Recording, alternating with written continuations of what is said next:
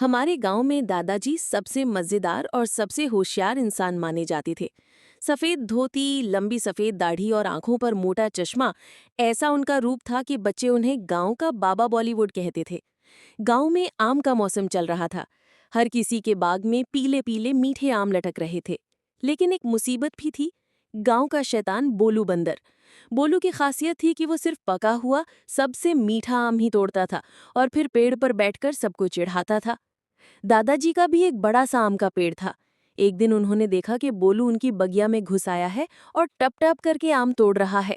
दादाजी बोले, अरे ओ बंदर महाराज, अपने घर से भी कुछ लाते हो या बस हमारा ही माल उड़ाते हो?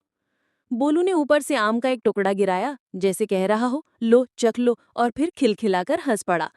दादाजी ने सोचा इसे सबक सिखाना पड़ेगा, वरना ये तो रोज आएगा। अगले दिन उन्होंने एक चाल चली। उन्होंने एक बड़ी टोकरी में आम रखे, लेकिन एक खास बात थी। आम के नीचे एक खाली घड़ा रखा और उसके ऊपर आम ऐसे जमाए कि किसी को दिखे नहीं। घड़े के मुंह का आकार ऐसा था कि हाथ आसानी से अंदर चला जाए, लेकिन मुट्ठी बंद करके बाहर न निकले। जैसे ही दादाजी पेड़ के नीचे अखबार पढ़ने का नाटक कर रहे थे, बोलू चुपके से आया और घड़े में हाथ डालकर आम पकड़ लिया। लेकिन जैसे ही उसने मुट्ठी में आम कसकर पकड़ा, उसका हाथ फंस गया। बोलू ने जोर लगाया, लेकिन हाथ बाहर नहीं आया। दादाजी ने ऊपर देखा और बोले, क्यों बेटा, क्या हुआ? आम बहुत पसंद आई क्या? बोलू डर गया, पर आम छोड़ने को तैयार नहीं था। दादाजी ने हंसते हुए कहा, अरे पगले, अगर छोड़ देगा तो हाथ निकल जाएगा। लालच छोड़, वरना फंसा रहेगा। आखिरकार बोलू ने आम छोड़ दिया और हाथ बाहर निकाल लिया।